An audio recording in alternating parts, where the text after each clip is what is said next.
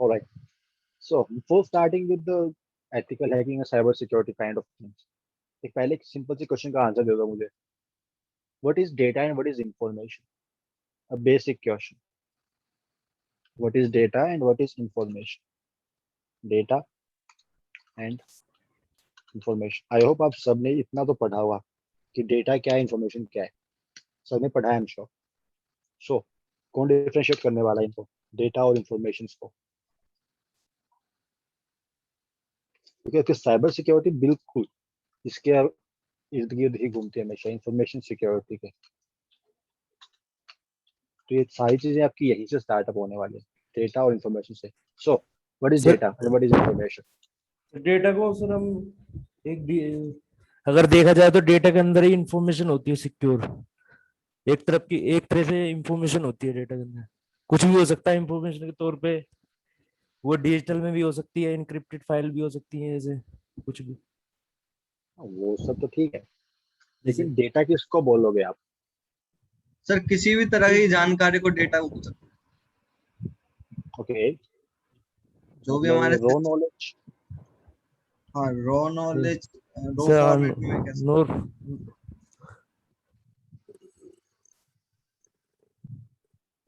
कोई डेफिनेशन इसके अलावा, रॉ फॉर्मेट के अलावा?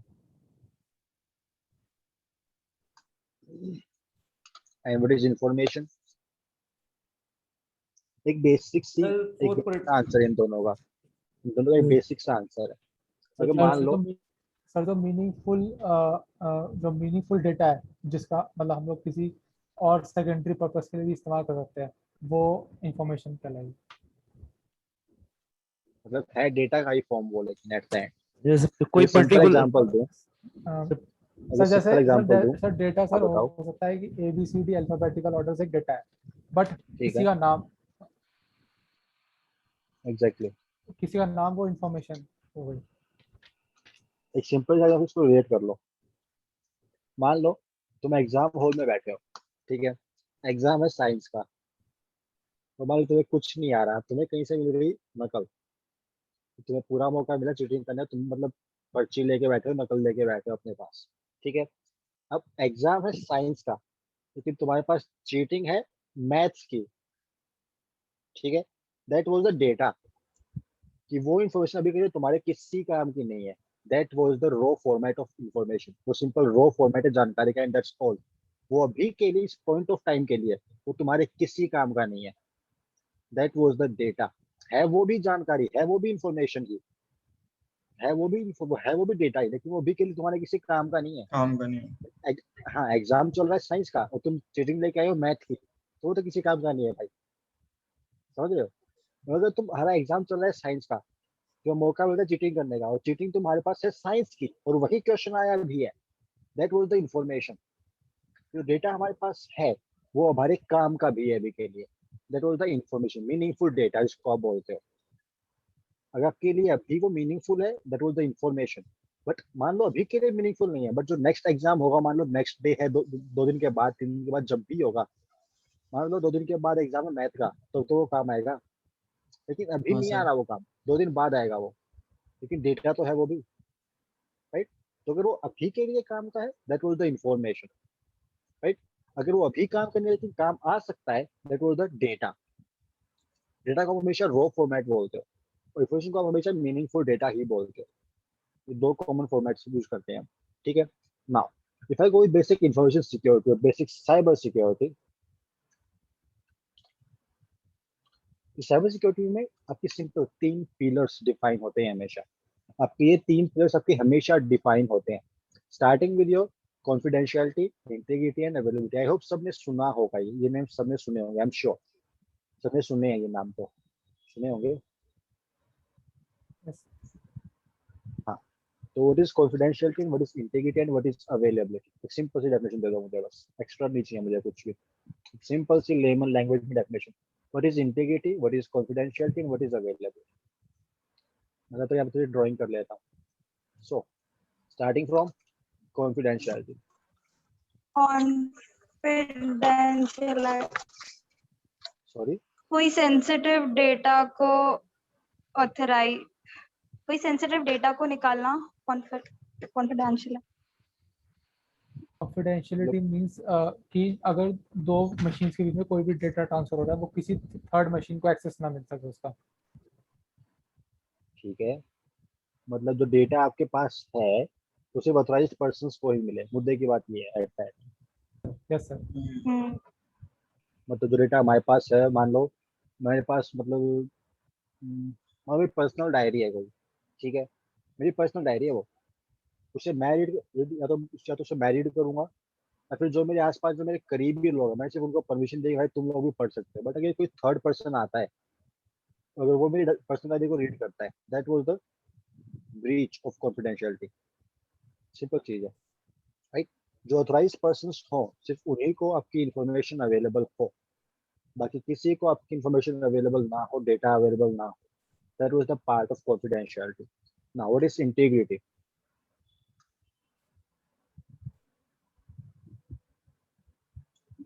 What is integrity? Integrity sir एक तरह से सर उसकी मतलब कि उसकी सिक्योरिटी को मेंटेन रखना, सर डेटा में सर कोई म्यूटेशन नहीं हो सर सिक्योर, किसी over the period of time। Unauthorised person को किसी को उसके हाथ में लगे इस डाटा का सिक्योर रखना, उसकी इंटीग्रिटी। जैसे कॉन्फिडेंशियल फाइल की उसकी हम सिक्योर करेंगे इंटीग्रिटी में कि ये किसी अनऑथराइज्ड के पास में जाए। वो चीज तो कॉन्फिडेंशियलिटी में, तो इंटीग्रिटी में क्या है? सर इंटीग्रिटी में सर डेटा सर मतलब म्यूटेट ना हो या डेटा डिस्ट्रॉय ना हो over the period of alter time. ना कर पाए कोई, जैसे कहीं पे जाए। Exactly, data modification. Data modification हुआ है या नहीं हुआ, फिर उसको मॉडिफाई होने से रोकने के लिए the term integrity was used. ठीक है, मॉडिफिकेशन हुआ है, अब मान लो लाइक आपने एक सिंपल लेटर लिखा मुझे, ठीक है, अब मान लो रोहित ने एक लेटर लिखा मुझे, ठीक है, रोहित ने लेटर डाल दिया पोस्ट ऑफिस में, पोस्ट ऑफिस लेटर डाल दिया वहां पे, राइट। पोस्ट ऑफिस से लेटर आया मान लो मेरे होम टाउन वहां पर, ठीक है, होम टाउन से वो लेटर कलेक्ट किया पोस्ट मास्टर ने, और पोस्ट मास्टर ने लेटर सिंपल ओपन किया, उसे रीड किया, और उसकी जगह एक नया लेटर, सेम नया लेटर लिख के कोई और मुझे डिलीवर कर दिया, राइट। अब मैं कैसे चेक करूंगा कि वो लेटर मॉडिफाई हुआ है नहीं हुआ? बिकॉज पोस्ट मास्टर ने खुद ही लेटर रीड कर लिया और खुद ही लिख के मुझे भेज दिया, तो मैं कैसे चेक करूंगा कि मॉडिफिकेशन हुआ नहीं हुआ? समझ रहे हो?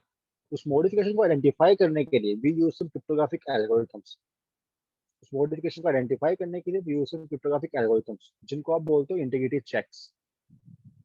क्योंकि इंटीग्रिटी जो टर्म है वो डेटा मॉडिफिकेशन को आइडेंटिफाई करने के लिए, फिर उसको रोकने के लिए आपकी स्पेसिफिकली डिजाइन है। मतलब डेटा मॉडिफाई हुआ है नहीं हुआ उसको चेक करने के लिए, या फिर आपका डेटा के अंदर कोई भी हल्का सा भी मॉडिफिकेशन होता है तो की इंटीग्रिटी वहीं पर ब्रीच हो जाती है, राइट। तो सिंपल बात, तो मान लो व्हाट्सएप आप सब यूज करते हैं, आई एम श्योर, ठीक है, आपने कोई मैसेज दिखा व्हाट्सएप पे मुझे, ठीक है, अब अगर आपके बिहाफ पे फेसबुक वाले उस मैसेज को मॉडिफाई करके फिर मेरे पास डिलीवर करें, that was the breach of integrity, कि वहाँ पे जो डेटा था वो मॉडिफाई हुआ है।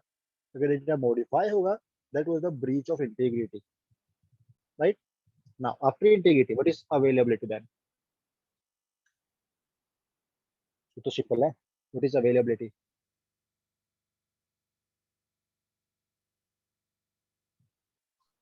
सर डेटा मतलब अवेलेबिलिटी जैसे कि कहीं से भी हम एक्सेस कर सके, जो भी बंदा मतलब ऑथराइज है वो कहीं से भी उसको एक्सेस कर सके उस डेटा को। ठीक है, वो कहीं से मतलब भी access कर डिफरेंट पाए। मतलब sir different across the platforms उसको एक्सेस कर सके विद राइट पासवर्ड, या जैसे फेसबुक में अगर लॉग इन करते हैं तो हम लोग मोबाइल से भी कर सकते हैं या कंप्यूटर से भी कर सकते हैं अगर ठीक हमारे है, पास उसका पासवर्ड है तो। ठीक है, मतलब तुम कह रहे हो कि अगर मेरे पास पासवर्ड है तो उसको अराउंड द ग्लोब कहीं से भी एक्सेस कर सकता हूँ। Yes sir, yes sir. मतलब पासवर्ड वाला केस फिर कॉन्फिडेंशियलिटी के अंदर आ गया, तो केवल सर तो तुम्हें स्पेसिफाइड खुद को लोकेशन, वेरीफाई करना पड़ रहा है। अगर कॉन्फिडेंशियल फाइल वगैरह इंटीग्रेट वो इसमें देखा जाए तो सर केवल स्पेसिफाइड लोकेशन पे एक्सेस कर सकें खाली हम। आज सिंपल सी टर्म अवेलेबिलिटी, मतलब क्या है, तो डेटा आपके पास है, ठीक है, आप जब भी उसको रीड करना चाहो, मॉडिफाई करना चाहो, जब भी उसके साथ कुछ भी करना चाहो वो हमेशा अवेलेबल है, बस इतनी सी टर्म है। आप जब भी उस डेटा के लिए रिक्वेस्ट भेजो वो डेटा हमेशा अवेलेबल हो, चाहे वो कहीं भी स्टोर हो, चाहे वो सिंपल किसी कॉपी में लिखा हो, चाहे कहीं सर्वर पे स्टोर हो, वो डेटा आप जब भी उसके लिए रिक्वेस्ट करो वो डेटा हमेशा अवेलेबल हो, and that's all. That was the availability. तो कॉन्फिडेंशियलिटी मीन्स तो डेटा हमारे पास है वो सिर्फ अथोराइज्ड पर्संस के पास रहे हमेशा, फिर अथोराइज्ड पर्संस उसको रीड या फिर राइट कर पाए, सिंपल। सिर्फ authorized persons, that was the part of authorization. Permissions की बात है कॉन्फिडेंशियलिटी के अंदर, right. Second was your integrity. Integrity was your modifications. तो मॉडिफिकेशन हुआ है तो हम कैसे चेक करेंगे कि मॉडिफिकेशन हुआ है वहां पर, right. Third thing was your availability. तो डेटा आपके पास है, आप जब भी उसके लिए रिक्वेस्ट करो वो डेटा हमेशा अवेलेबल हो। अब मान लो एक, अब आई थिंक कल या परसों की ही बात, कल की ही बात है, मतलब हमारी क्लास कब हुई थी, फ्राइडे को हुई थी ना। हाँ, फ्राइडे, फ्राइडे का, हाँ ट्यूसडे की बात है पाजी। तो ट्यूसडे की ये बात है, आप एक गिटहब काम नहीं कर रहा था, गिटहब काम नहीं कर रहा था, स्टैक ओवरफ्लो काम नहीं कर रहा, ऐसी बहुत सी बड़ी बड़ी वेबसाइट्स काम नहीं कर रही थी, ठीक है। That was the breach of availability, कि आप डेटा को एक्सेस करना चाहते हो लेकिन वो एक्सेस नहीं कर पा रहे आप। लाइक मैं अपने नोट्स एक्सेस करना चाहता था उस टाइम पे गिटहब से, लेकिन वो एक्सेस नहीं कर पा रहा था मैं, जो कि पब्लिकली अवेलेबल है। मुझे ना ही तो यूजर नेम डालना था, ना ही पासवर्ड डालना था, मुझे कुछ नहीं डालना था, लेकिन वो इन्फॉर्मेशन उसके बावजूद भी अवेलेबल नहीं थी, जो कि पब्लिकली फ्रीली अवेलेबल है, ओपनली। वहाँ पे कोई चेक्स नहीं लगा, कुछ नहीं है वहाँ पर, फ्री ओपन इंफॉर्मेशन है। मैं तब भी उसका एक्सेस नहीं कर पाया था बिकॉज वो सर्वर अवेलेबल नहीं था, उसका सर्वर अवेलेबल नहीं था उस टाइम पे, right. That was the breach of availability, क्या आप डेटा को रीड करना चाहते हो लेकिन आप उसको रीड नहीं कर पा रहे, सिंपल थिंग है। डेटा अभी के लिए अवेलेबल नहीं है, वो सर्विस अभी के लिए अवेलेबल नहीं है, right. That was the three security pillars for your information security, we call them security pillars. क्या प्रॉपर नाम बोलते हैं इसको, CIA राइट, या फिर सिंपल CIA ट्रायंगल भी बोल देते हैं, बहुत अलग अलग नाम है इसके, but again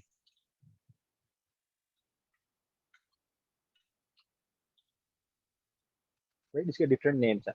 but CIA again stands for confidentiality, integrity and availability. और एक और चीज, आपका कोई भी साइबर अटैक हो उसमें हमेशा आप इनकी इन तीनों में से एक चीज तो अफेक्ट होगी ही होगी।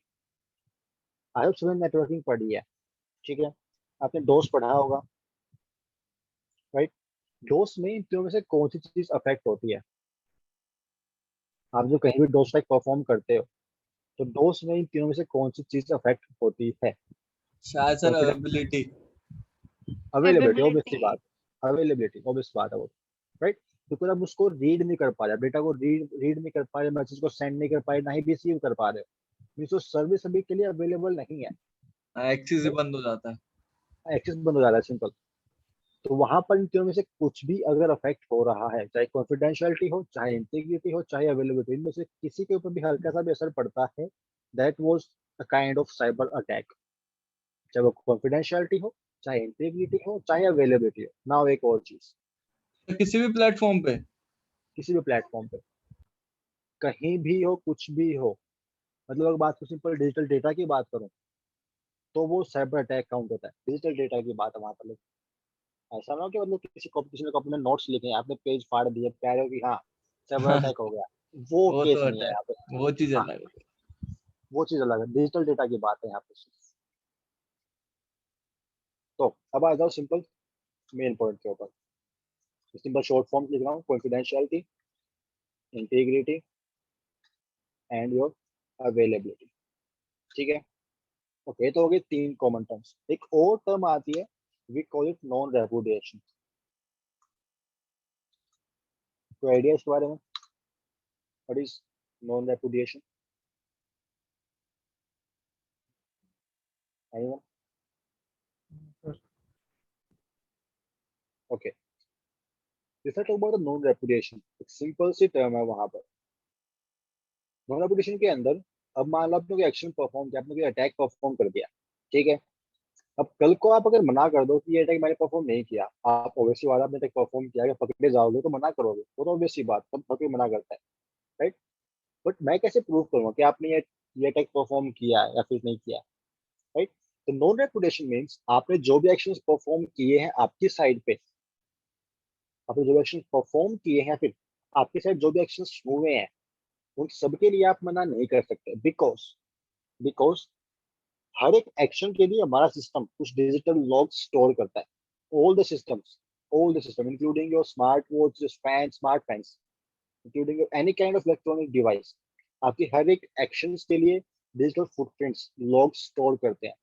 Right, if I go with Windows, आपको लॉग्स मिलेंगे यहाँ पर इवेंट व्यूअर के अंदर, आपके लॉग्स हमेशा स्टोर होते हैं। बट अगेन इसकी भी डिफरेंट पॉलिसीज है कि लॉग्स किस एक्शन के लिए स्टोर करने हैं, वो अलग चीज है, उसको हम आगे कवर अप करेंगे। बट अगेन आपके लॉग्स हमेशा स्टोर होते हैं। राइट, अब लेट्स से मान लो मैंने रोहित को 5,000 रुपए भेजे, ठीक है, मैंने भेज दिया अपनी तरफ से, तो मुझे उम्मीद है वहां पहुंच भी गए होंगे। लेकिन अगर कल को रोहित कह दे कि सर मुझे रुपए नहीं मिले, तो मैं क्या करूंगा? सिंपल जाऊंगा सिंपल बैंक में कि मैंने रुपए हाँ ट्रांसफर सर, किए थे, चेक करो कि ये ट्रांजैक्शन पहुंचे शो नहीं करेंगे। पहुंचे, passbook entry transaction show check करेंगे, करेंगे। बिल्कुल पासबुक एंट्रीज है वहां पर, आपका अकाउंट बैलेंस अपडेट हुआ होगा वहां पर। राइट, हाँ तो सर। मैं उन लॉग्स के थ्रू चेक कर सकता हूँ कि हाँ डेटा प्रॉपर डिलीवर हुआ है वहां पर, मेरे रुपए प्रॉपर डिलीवर हुए हैं वहां पर। Right, so the point is Rohit मना नहीं कर सकता कि उससे रुपए रिसीव नहीं हुए, वो एक्शंस के लिए मना नहीं कर सकता। जो उसने परफॉर्म किए हैं फिर उसके साइड पे जो हुए हैं, राइट, वो उनके लिए मना नहीं कर सकता। That was the part of non repudiation. A person cannot deny for the actions he performed, or the actions happened on the attacker side or the person side. जो actions हुए हैं उनके लिए या फिर उसने किए हैं उनके लिए वो मना नहीं कर सकता। That was the part of non-repudiation. Right? Now, अब चलते हैं थोड़ा सा in depth part. If I go with simple terms again, कुछ और terms define कर लेते हैं पहले. Let's go with the first one as type of attacker start करते हैं, ठीक है? Okay. तो उससे पहले आ जाओ simple types of pen testing. आप जब भी कभी पर सिक्योरिटी टेस्टिंग करते हो उसको आप नॉर्मली पेन टेस्टिंग बोलते हो, पेनिट्रेशन टेस्टिंग बोलते हैं, proper term penetration testing, but short term में पेन टेस्टिंग। राइट, इसके भी डिफरेंट डिफरेंट टाइप्स हैं। अगर बात करें simple types of pen testing की, सो फर्स्ट कॉमन टाइप आपका black box testing. Black box testing. Second one was your white box testing, and the third one was your gray box testing. Right, तो start करते हैं first one का, which is black box testing. अब let's say like आप लोग का एक group है, मान लो आप एक कंपनी के मालिक हो, आप सभी एक सिंपल कंपनी के को फाउंडर्स हो सारे के सारे। राइट, आप सभी के अधीन है वो कंपनी, किसी मान लो you are the owner for that company. Right, अब आपको कंपनी की सिक्योरिटी के लिए टेस्टिंग परफॉर्म करवानी है। राइट, अब मान लो क्रो टेस्टिंग करता है। राइट, आपने सिंपल कॉन्टेक्ट किया मोहित सर को, मोहित सर ने कहा ठीक है टेस्टिंग हो जाएगी, कोई दिक्कत नहीं है। Right, but the point is आपने अगर टेस्टिंग में हमारी हेल्प की कि सर ये हमारे एसेट्स हैं, कि मान लो कि सॉफ्टवेयर टेस्ट, आपको सिंपल सॉफ्टवेयर टेस्ट करवा रहे हो, मान लो कोई सॉफ्टवेयर मान लो सिंपल अभी के लिए, लाइक एमएस ऑफिस मान लो, आपने वो अपने सॉफ्टवेयर सिंपल डिजाइन किया, you want to test the software for the security perspective. Right, आपने वो सिंपल सॉफ्टवेयर दिया, उसका सोर्स कोड भी दिया, that was the part of white box testing. लेकिन आपने हमें सिंपल सॉफ्टवेयर दे दिया कि ये हमारा प्रोडक्ट, इसको सिंपल टेस्ट करो, आपने हमारी वहां पर कोई एक्स्ट्रा हेल्प नहीं की। Right, that was the main part of black box testing. बताओ, मतलब जो मेन फाइल है वो नहीं दी है उन्होंने हमें। मेन सोर्स कोड नहीं दिया आपने, हाँ, सोर्स मतलब कोड नहीं दी। आपने सिंपल डिफाइन कर दिया कि आपको टेस्टिंग करनी है, बट करनी कैसे है वो सब कुछ आप चेक करोगे। अब मान लो मैं आपसे कहूँ कि मुझे मैं नेटवर्क टेस्ट करवाना है, ठीक है, मैंने आपको सिंपल बुला लिया अपनी बिल्डिंग के अंदर, ठीक है, मैंने कह दिया कि हाँ ये हमारे यहाँ पे कुछ नेटवर्क है, टेस्ट कर लो सिंपल। मैंने ये बताया कि पासवर्ड क्या है, नहीं बताया एक्सेस पॉइंट का नाम क्या है, कंपनी कौन सी यूज कर रहा हूँ, कौन सी मेरे पास वहाँ पे कितने नेटवर्क है, मैंने कुछ नहीं बताया आपको कि हाँ कितने मतलब एम्प्लॉयज, नेटवर्क आईडी क्या है, मैंने कुछ भी नहीं बताया आपको, कितने हिडन नेटवर्क है, कितने सिंपल ओपन नेटवर्क, मैंने कुछ भी नहीं बताया। That was the part of black box testing, कि मैं सिंपल आपको हायर किया और ये कह देगा आपको सिंपल टेस्ट करना है, बट ये नहीं बताया कि टेस्टिंग कहाँ से कैसे करनी है, वो सब मैंने नहीं बताया, वो सब कुछ आप हैंडल करोगे। नेटवर्क के अंदर एक्सेस भी आपको लेनी है, वहां पर कितने कंप्यूटर्स, कितने मशीन्स, कितने मोबाइल फोन्स काम कर रहे हैं वो सब भी आपको ही निकालना है, उनके अंदर जो वीकनेस है वो सब भी आपको ही निकालना है। मैं वहाँ पे आपकी कोई हेल्प नहीं करूंगा। That was the part of black box testing. कि आपने सिंपल हायर किया और फिर छोड़ दे कि आप टेस्ट करो बस, हम आपकी बिल्कुल हेल्प नहीं करेंगे। That was the part of black box testing, right. Second one was white box testing. अब मान लो सिंपल एग्जांपल ले लेते हैं, यही ले लो, नेटवर्किंग वाला, ठीक है। मैंने आपको हायर भी किया, राइट, और नेटवर्क की एक्सेस भी दे दी आपको कि सर ये हमारा नेटवर्क है, ये इसका यूजर नेम है, ये इसका पासवर्ड है, वायरलेस नेटवर्क के लिए मान लो, ठीक है। इस वाईफाई नेटवर्क का पासवर्ड है, अब इसके तो ऑथेंटिकेट कर लेना। और हमारे नेटवर्क के अंदर मान लो कुछ 20 कंप्यूटर्स काम कर रहे हैं, ये उनके आईपी एड्रेस है, ये उनके ऑपरेटिंग सिस्टम्स है। आपको सिंपल टेस्ट करना है कि वो सिक्योर है या नहीं है। लेकिन मैंने यहाँ पे आपको काफी इंफॉर्मेशन दी है, मैंने आपको काफी इंफॉर्मेशन दी है। अगर बात करो सिंपल MS ऑफिस वाला एग्जांपल दी, तो वहां मैंने आपको सिंपल प्रोडक्ट भी दिया है MS ऑफिस के सारे, like MS word, MS excel, मैंने सारे प्रोडक्ट्स भी दिए हैं आपको। और साथ साथ उन सभी का सोर्स कोड भी दिया है आपको, ताकि आप उस सोर्स कोड को भी रिव्यू कर पाओ, उसके फंक्शन को प्रॉपर एनालाइज कर पाओ। उसके लिए प्रॉपर आपको हेल्प भी दी है वहां पर, with help of your source code. तो पर मैंने हेल्प भी की है आपको। That was the part of white box testing, जहां पर आप सिंपल टेस्टर्स को हायर करते हो और उनकी प्रॉपर हेल्प भी करते हो in the testing part. That was the part of white box testing, ठीक है। आप अगर इंफॉर्मेशन देते हो तो व्हाइट बॉक्स, अगर नहीं देते हो तो black box. Now what is grey box then? आपने इंफॉर्मेशन दी लेकिन हल्की फुल्की दे के छोड़ दी।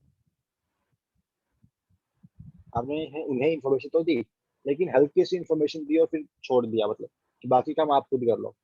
लेकिन सिंपल बात करूँ नेटवर्क वाले एग्जांपल की, राइट, मैं सिंपल उन्हें बताया कि सर ये हमारा नेटवर्क है, ये इसका आईपी एड्रेस है, हमारे पास मान लो कुछ 4 हिडन नेटवर्क्स हैं, ये उनके नेम्स हैं, ठीक है। हमारे पास मान लो कुछ 3 ओपन नेटवर्क्स हैं और ये उनके नाम है, बस उनके पासवर्ड्स आपको क्रैक करने हैं। लेकिन मैंने कुछ इन्फॉर्मेशन तो दी है वहां पर कि हमारे पास 4 हिडन नेटवर्क्स हैं, 3 ओपन नेटवर्क्स हैं, राइट। मैंने कुछ बेसिक इन्फॉर्मेशन दी है वहां पर। That was the part of grey box testing, कि आप कुछ हल्की फुल्की इन्फॉर्मेशन पास करते हो टू द पेन टेस्टर्स। आप वहां पर कुछ इन्फॉर्मेशन सपोर्ट कर रहे हो आपके पेन टेस्टर्स के लिए। That was the part of grey box testing, right. अगर काफी इन्फॉर्मेशन दी है तो व्हाइट बॉक्स, हल्की फुल्की दी है तो ग्रे बॉक्स, और अगर बिल्कुल भी नहीं दी तो black Black. Box. Simple 3 terms है यहाँ पर ना। इसके बाद अगर एक सिंपल से एग्जांपल के ऊपर, that was the types of hacker, ठीक है ना। अब मान लो आपने मुझे हायर कर लिया, मेरी कंपनी को कांटेक्ट कर लिया कि सर पेन टेस्टिंग करनी है आपको। हमने कहा ठीक है कर देंगे, कोई दिक्कत नहीं है, पेन टेस्टिंग हो जाएगी, कोई दिक्कत नहीं है। तो हम कल आएंगे आपके ऑफिस में and you can help us for pen testing part, right. अब मान लो नेक्स्ट डे मेरी कंपनी से गए कुछ 10 पेन टेस्टर्स, ठीक है। अब 10 के 10 पेन टेस्टिंग नहीं करेंगे वहां पर, नहीं। वहां पर जो 10 एम्प्लॉइज गए हैं पेन टेस्टिंग करने के लिए, वो 10 के 10 पेन टेस्टिंग नहीं करेंगे, नहीं। उनमें से मान लो कुछ 7 एम्प्लॉइज जो हैं, वो 7 एम्प्लॉइज फिर काम करेंगे एज अ एक्सटर्नल हैकर, जिनका मेन ऑब्जेक्टिव रहेगा कि आप जितना हो उसके वीकनेस को आइडेंटिफाई करो, कि यहाँ पर कितनी वीकनेस एग्जिस्ट करती हैं, वो आइडेंटिफाई करने का काम है आपका, राइट। अब मान लो 10 में से 7 कर रहे हैं आपके एज एक्सटर्नल हैकर्स बिहेव वहां पर, राइट। जो बच गए 3, वो 3 आपके एज ए डिफेंडर वहां पर काम करेंगे, कि आपको जो वीकनेस मिली है वहां पर उन वीकनेस को फिक्स करना हमारा काम है, राइट। कि आप कमियां ढूंढो और हम उनको फिक्स करते रहेंगे साथ के साथ। That was the part of defender, right. ये जो एक्सटर्नल हैकर्स हैं इनको आप बोलते हो रेड टीम मेंबर, राइट। ये जो डिफेंडर्स हैं इनको आप बोलते हो ब्लू टीम मेंबर। बट यहाँ पर 10 के 10 पेन टेस्टर्स ही काउंट होंगे वहां पे, चाहे वो रेड टीम में हो चाहे ब्लू टीम में हो, लेकिन 10 के 10 को पेन टेस्टर्स बोलोगे आप, राइट। लेकिन उन 10 में से सिर्फ 7 ही आपके रेड टीम में है मान लो कुछ, और 3 आपके वहां पर as a defender blue team में है वहां पर, ठीक है। ये 2 आपके टीम्स जनरली डिफाइन होते हैं। इनमें एक और कॉमन टीम भी होती है जिसको बहुत कम देखने को मिलता है, we call it purple team. Purple team का मेन काम क्या है? आप मान लो किसी हाई प्रोफाइल कॉन्फिडेंशियल केस पे काम कर रहे हो, ठीक है। इन दैट केस जनरली ऐसा बहुत होता भी है, आपकी जो रेड टीम है उसका कोई लिंक नहीं होता आपकी ब्लू टीम के साथ, अब मान लो आपकी कुछ कंपनी है, अब मान लो आपने हमें सिंपल प्रोडक्ट तो दे दिया, आपने हमें सिंपल कह रहे सर आपको नेटवर्क की टेस्टिंग करनी है, ठीक है मैंने काम कर लिया, कोई दिक्कत नहीं है। लेकिन आपने हमें कह तो दिया कि टेस्टिंग करनी है, लेकिन आपके पास खुद की कोई ब्लू टीम है, आपके पास खुद के कुछ डिफेंडर्स हैं, वो अपनी कंपनी के नेटवर्क को ऑलरेडी सिक्योर करने में बिजी हैं, राइट। आपके पास ऑलरेडी डिफेंडर्स हैं, उस केस में मैं यहाँ पर सिंपल मेरी रेड टीम को भेजूंगा और साथ साथ कुछ मेंबर्स भी भेजूंगा जो कि आपकी ब्लू टीम और मेरी रेड टीम के बीच में एज कोऑर्डिनेटर काम करेंगे वहां पर, राइट। वहां पर मेरी रेड टीम आपकी ब्लू टीम से डायरेक्टली कॉन्टेक्ट नहीं करेगी, नहीं, वहां पर एक आपका इंटरमीडिएट रहेगा, तो सिंपल एक मान लो बिचौलिया रहेगा वहाँ पर, जो कि जिसके थ्रू आपका कॉन्टेक्ट स्टैब्लिश होगा, that was the part of blue team. आपकी रेड टीम और blue team generally high profile case के ऊपर बहुत बहुत क्या होता है, वालों बिल्कुल भी इंटरेक्ट नहीं करते आपस में। ये इन्हें ये ब्लू टीम वाले इन्हें कभी नहीं बताएं कि हमने क्या सिक्योरिटी चेक्स लगाए हैं, राइट। ब्लू टीम वाले रेड टीम को कभी भी नहीं बताएंगे कि हमने क्या सिक्योरिटी चेक्स लगाए हैं, राइट। और रेड टीम वाले कभी नहीं बताएंगे ब्लू टीम को कि हमने कौन सी टेक्निक अप्लाई की उसे क्रैक करने के लिए, फिर हम कौन सी टेक्निक, हम कौन से टूल्स ट्राई करने वाले हैं क्रैक करने के लिए, कभी नहीं बताएंगे, राइट। क्योंकि रेड टीम और ब्लू टीम जनरली कॉन्टेक्ट नहीं करते आपस में। कॉन्टेक्ट करने के लिए भी have a separate team, we call it purple. सही है ना। इसके बाद अब आ जाओ कुछ टाइप्स ऑफ हैकर्स के साथ। ये तो हो सिंपल आपकी रेड टीम और ब्लू टीम की बात, राइट। अब आ जाओ कुछ सिंपल टाइप्स ऑफ हैकर्स के साथ। Okay, if I go with types of hacker, तो हैकर्स बहुत से टाइप के होते हैं, बट जनरली आपके दो तो होते ही हैं। First one was your white hat, second one was your black hat. ये सबने सुना होगा, आई एम श्योर, सर सुना है?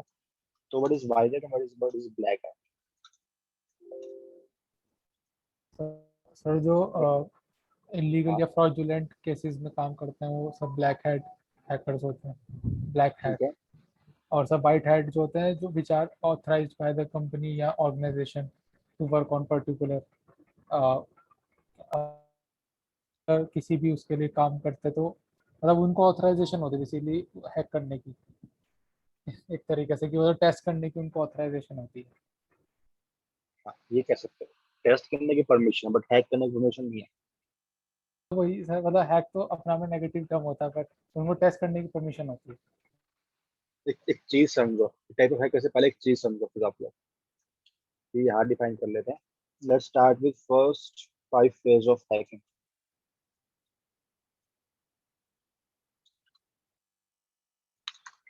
हैकिंग पाजी नेगेटिव टर्म ऐसे ही नहीं बनी, चीजों को समझो।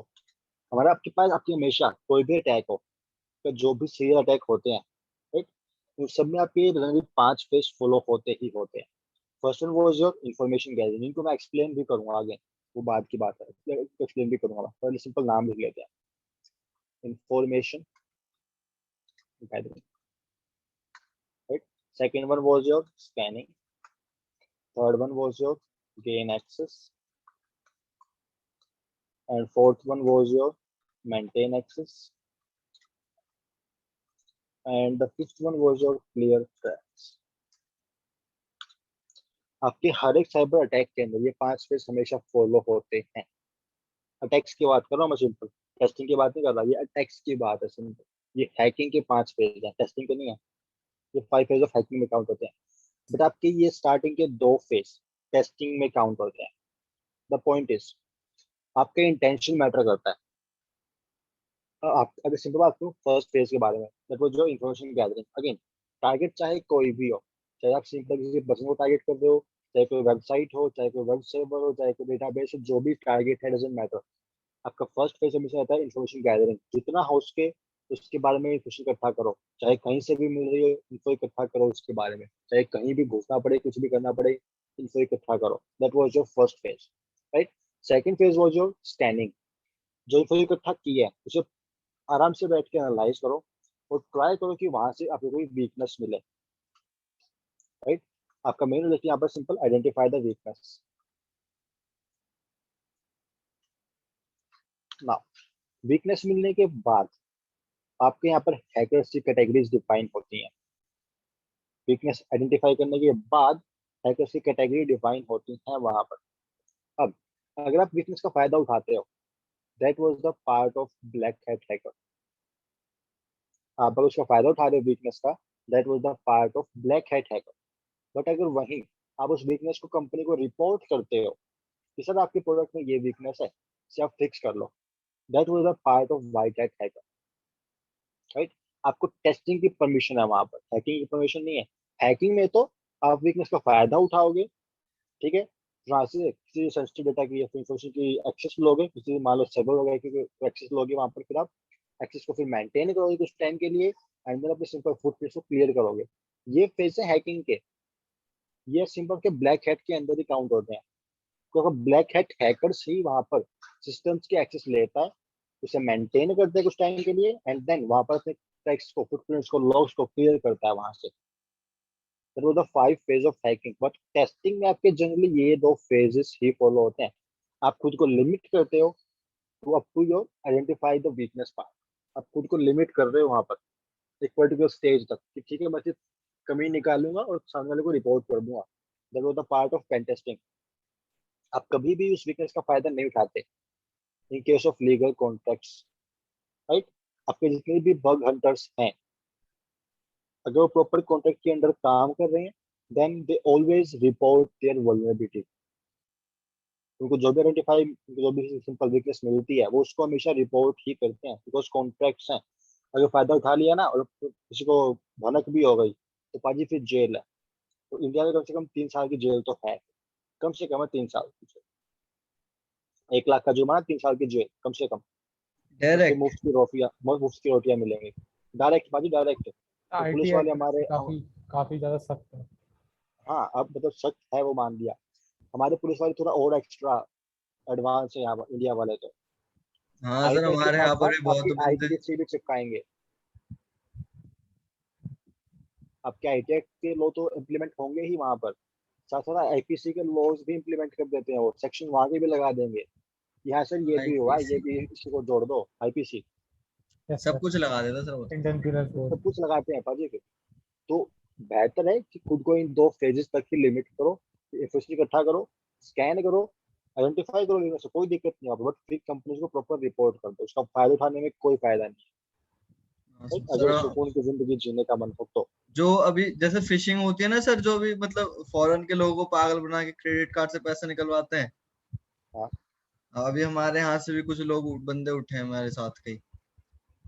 भाजी बंदों, बिल्कुल होता है, बिल्कुल होता है। उन्हें उठा के लेके मतलब कुछ मेरे जानकार भी थे, उनमें नॉन फ्रेंड्स भी थे, तो मेरे को रैंडमली पता चला कि ऐसा ऐसा भी हुआ है इनके साथ। एक चीज पढ़ के आना तभी नेक्स्ट क्लास हो, उससे पहले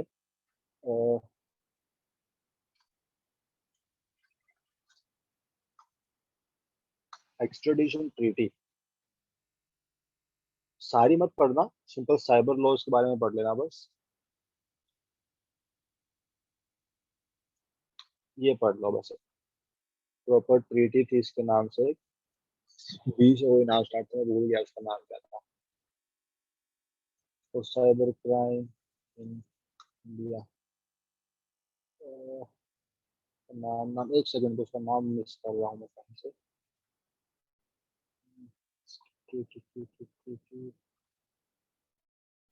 रुको।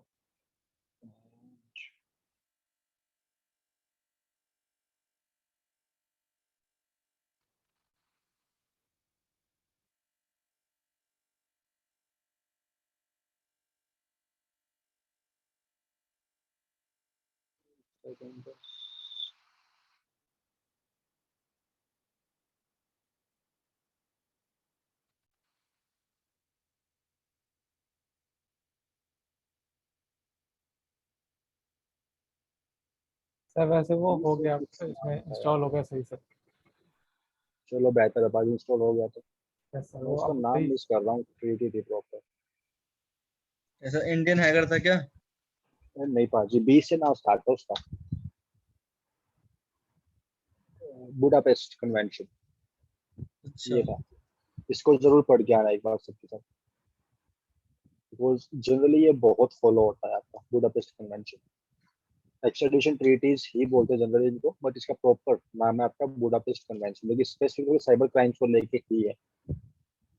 जैसे ट्रीटीज में तो सिंपल लॉज आते हैं, और कुछ सिंपल जो रूल्स रेगुलेशन स्टैब्लिश हुए दो कंट्रीज के बीच में, उनको आप बोलते हो एक्स्ट्राडिशन ट्रीटी। हाँ ट्रीटी। बुडापेस्ट कन्वेंशन ट्रीटी बोलते हैं जनरली उसको। बुडापेस्ट कन्वेंशन को स्पेसिफिकली साइबर क्राइम्स के लिए का डील क्रैक हुई है। मल्टीपल कंट्रीज है इसके अंदर, सिंपल 67 है अभी के लिए। मल्टीपल कंट्रीज है यहाँ पर इंक्लूडिंग इंडिया, ये भी है यहाँ पर, इंडिया भी है यहाँ पर, राइट। इसको एक बार जरूर कवर अप कर लें बुडापेस्ट कन्वेंशन को। ऐसा ना कि आप कोई क्राइम कर रहे हो ऐसे कंट्री में जो कि इसके अंडर आता है, बुडापेस्ट कन्वेंशन के अंदर, देन भैया वहां से भी पकड़े जाओगे। अच्छा हाँ, तो वो सब चीजें आपकी ट्रीटीज के अंदर ही डिफाइन होती हैं। अगर आपने कोई क्राइम किया इंडिया में, फिर आप भागे मानो साउथ अफ्रीका में, साउथ अफ्रीका के साथ मान लो कोई ट्रीटी नहीं है, तो आप वहाँ आपको वहां पर कोई छूएगा भी नहीं, आपको वहाँ पर कोई टच भी नहीं करने वाला, सर आपने बिकॉज नार्कोस ट्रीटीज देखा नहीं है वहाँ पर। फिर आप, हाँ, सर? नार्कोस देखा? नार्कोस नहीं पाजी, नार्कोस नहीं देखी मैंने अभी। सर, जिसने देखा हो सर उसको पता चला ऐसा एक्स्ट्राडिशन का। वो पूरा उन्होंने, मतलब वो एक्चुअली ड्रग्स का था ना उसमें, तो उसमें भी यही था कि वो अमेरिका लेकर के जाते थे, फिर ट्रायल होता वहाँ पर। तो इसमें मतलब यही है कि दूसरी देश में अगर आपने किसी का क्राइम कर दी यहाँ पर बैठे हुए, तो आपको वहाँ पर ले जाकर के ट्रायल देंगे, मतलब उनके देश के हिसाब से सजा मिलेगी। पाजी वो ट्रीटीज के अकॉर्डिंग ही होती हैं सब चीजें। Yes sir. हाँ, वो ट्रीटीज के अकॉर्डिंग ही होती हैं वो सब चीजें। बट बुडापेस्ट आपका स्पेसिफिकली साइबर क्राइम्स के लिए है, ये काफी पॉपुलर भी है बुडापेस्ट कन्वेंशन आपका। तो भाई इसको जरूर कवर अप कर लेना, और कुछ कवर अप करो ना करो ट्रीटीज में, ये जरूर कवर अप कर लेना एक बार, राइट। ओके, तो आ जाओ वापिस यहाँ पर टाइप्स ऑफ हैकर्स के ऊपर।